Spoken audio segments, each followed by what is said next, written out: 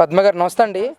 నిన్న సీదిరి అప్పలరాజు గారికి సంబంధించి ఆయన కొడుకు చేసిన యాక్సిడెంట్ మీద జగన్మోహన్ రెడ్డి గారు మాట్లాడిన తీరు ఈరోజు సోషల్ మీడియా పరంగా పెద్ద ఎత్తున వివాదాస్పదంగా మారింది.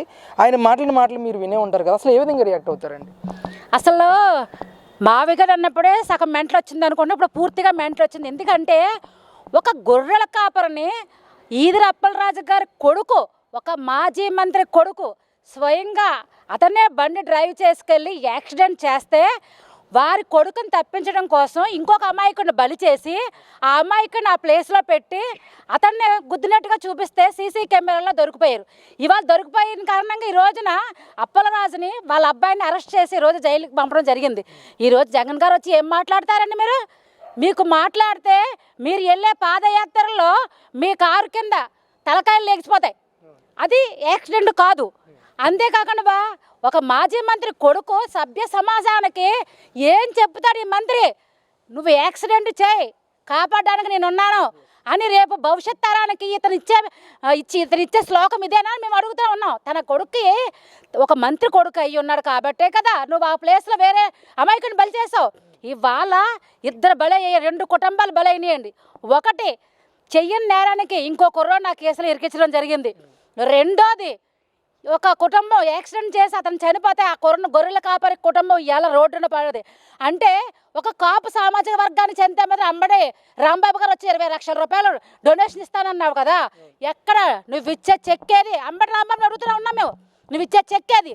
పేదవాడు అని చెప్పేసి ఈ రోజున మీరు అతన్ని ఈ రోజున ఎంత దారుణంగా మీరు చేస్తున్నారంటే దీన్ని భగవంతుడు చూస్తా ఊరుకోడని చెప్పేసి మేము తెలియజేసుకుంటున్నాం. అంటే ఎలా చూడొచ్చు అండి, ఇక్కడ పరామర్శగా వెళ్ళారు జగన్మోహన్ రెడ్డి గారు. మత్స్యకార కుటుంబాలు, చనిపోయిన కుటుంబాలకు సంబంధించి వాళ్ళని పరామర్శించడానికి వెళ్ళిన జగన్మోహన్ రెడ్డి గారు ఈ విధమైన రాజకీయం చేయటం, అంటే గొర్రెల కాపరి ఎవరైతే దానయ్య ఉన్నాడో ఆయన మృతికి కనీసం సంతాపం తెలియచేయకుండా సీదిరి అప్పలరాజు కొడుకుని వెనకేసుకు రావడం అనేది ఎలా ఉందండి? అసలు ఎలా చూడొచ్చు?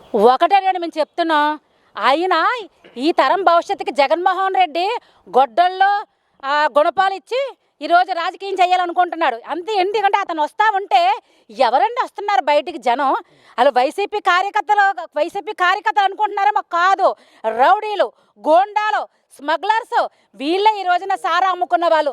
వీరు మాత్రమే జగన్మోహన్ రెడ్డి వస్తూ ఉంటే ఆయన పాదయాత్ర అని చెప్పేసి ఆయన ఎక్కడ పరామర్శించడానికి వెళ్ళినా కానీ అక్కడికి వచ్చేది వీర్లే.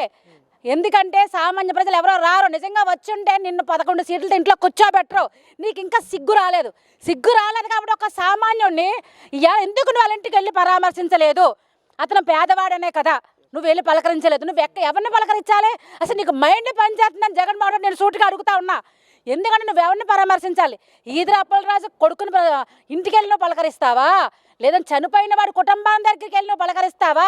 నువ్వు ఒక మాజీ ముఖ్యమంత్రివి, నీ హోదాను కూడా మర్చిపోతున్నావు. ఇవాళ మేము ఒకటే చెప్తున్నావు, ఈదిరి అప్పలరాజు ఒక డాక్టర్ అని చెప్పాడు కదా, నువ్వు ఒక డాక్టర్ అయ్యి ఉండే నువ్వు చదువుకున్న చదువు ఇదేనా అని అడుగుతా ఉన్నాను నేను. నీ డాక్టర్ హోదా అనేది 10 మందికి ఉపయోగపడాలి.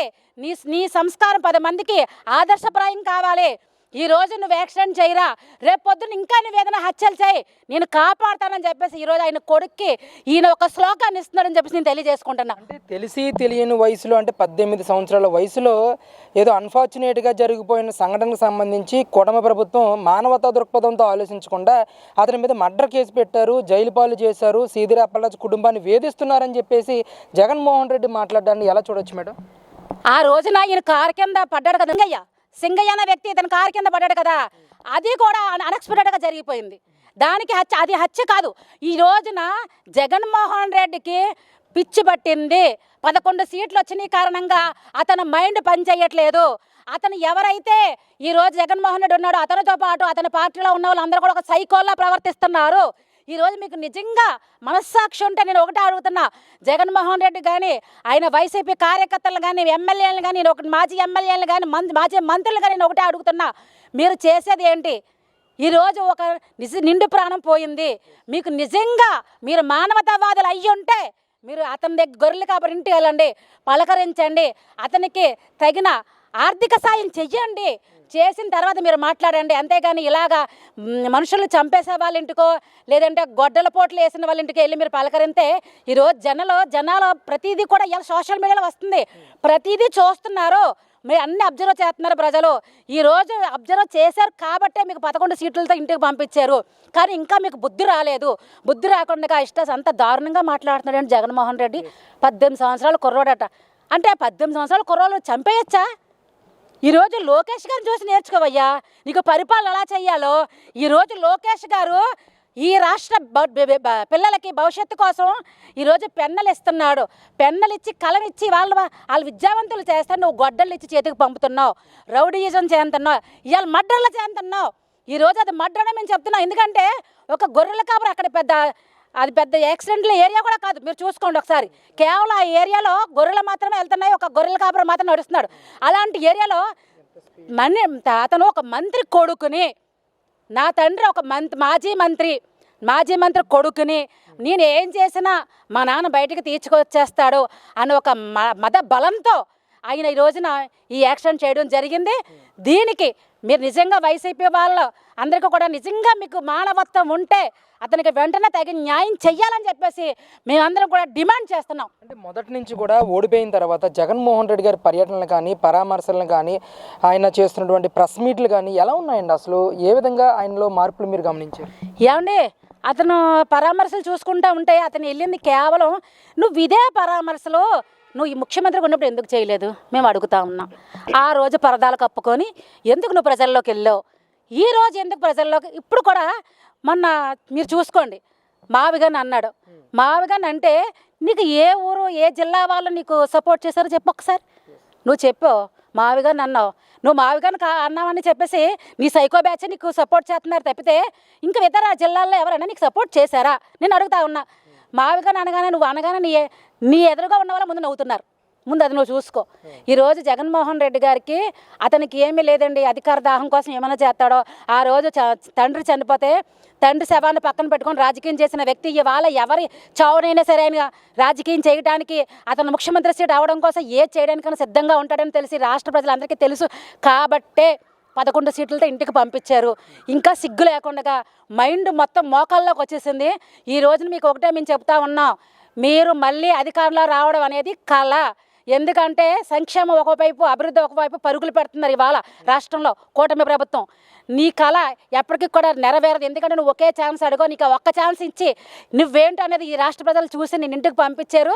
ఇక్కడైనా బుద్ధి తెచ్చుకోవాలని మేము కోరుకుంటున్నాం. అంటే ఇప్పటికీ కూడా హత్య రాజకీయాలకు కానీ శవ రాజకీయాలకు కానీ దగాకి మోసానికి చంద్రబాబు నాయుడు బ్రాండ్ అంబాసిడర్ అని అంటూ కూడా ఇప్పటికీ వైసీపీ నాయకులు కానీ జగన్మోహన్ రెడ్డి కానీ మాట్లాడడాన్ని ఎలా చూడొచ్చండి? అసలు ఏండి, నిజంగా ధర్మాత్మంగానే మాట్లాడతాడు.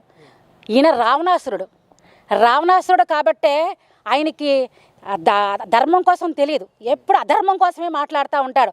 ఇవాళ ధర్మరాజులను చంద్రబాబు నాయుడు గారు మాట్లాడే హక్కు కానీ అర్హత కానీ నీకు లేదు. ఎందుకంటే నువ్వు ముందు నీ ఇల్లు చక్కబెట్టుకో. నీ ఇంట్లోనే నీకు ఇది లేదు. నీ తల్లికి న్యాయం చేయలేకపోయావు, నీ చెల్లికి న్యాయం చేయలేకపోయావు, నీ సొంత చిన్నాన్ని గొడ్డల వేటుకు బలి చేసి నువ్వు చంద్రబాబు నాయుడు గారి కోసం మాట్లాడే అర్హత నీకు లేదు. ఆయన విజన్ ఉన్న నాయకుడు, ఒక చరిత్ర కలిగిన నాయకుడు. ఆయన కోసం ఈ రాష్ట్రం కాదు యావత్ ప్రపంచం అంతా కూడా చంద్రబాబు నాయుడు గారి కోసం ఈరోజు యావత్ రాష్ట్రం కూడా మాట్లాడుకునే స్థితికి ఈరోజు అమరావతిని తీసుకొచ్చిన ముఖ్యమంత్రి ఎవరైనా ఉంటే అది ఒక చంద్రబాబు నాయుడు గారు అని చెప్పి మేము తెలియజేసుకుంటున్నాం. అంటే ఆఖరిగా 2029 ఎలక్షన్ మీద కూడా జగన్మోహన్ రెడ్డి స్టేట్మెంట్ ఇవ్వడం జరిగింది. మావిగానికి సపోర్ట్ చేస్తే జగన్కి ఓటేయండి, అమరావతికి సపోర్ట్ చేస్తే చంద్రబాబుకు ఓటేస్తారు, we will see the battle of 2029 election అని చెప్పేసి ఆయన మాట్లాడడాన్ని ఎలా చూడొచ్చండి? ఆల్రెడీ విన్ అయిపోయినట్టే కదండి. జగన్మోహన్ రెడ్డి గారు ఆయన గొయ్యి ఆయనే తవ్వుకుంటున్నాడు. నువ్వు ఎప్పుడైతే మావిగన్ను అమరావతి అన్నావు, అమరావతికి అందరూ ఓట్లేస్తారు. చంద్రబాబు నాయుడు గారు మళ్ళీ సీఎం సీట్లో కూర్చోవడం, కూటమి ప్రభుత్వం మళ్ళీ అధికారంలో రావడం ఖాయమని చెప్పేసి నీ నోటితో ఇవాళ నువ్వే అనిపించుకుంటున్నావు. ఎంతకంటే పిచ్చోడు ఎక్కడ చూడలేదురా బాబు, నీ అంత పిచ్చోడు అయితే మేము చూడలేదు. రాబోయే 2029 ఎన్నికల్లో మళ్ళీ కూటమి ప్రభుత్వం విజయకేతనం ఎగరవేయడం ఖాయం. ఈ జగన్మోహన్ రెడ్డి అన్నవాడు రేపు రాబోయే రోజుల్లో జైలుకు పోవడం కూడా ఖాయం.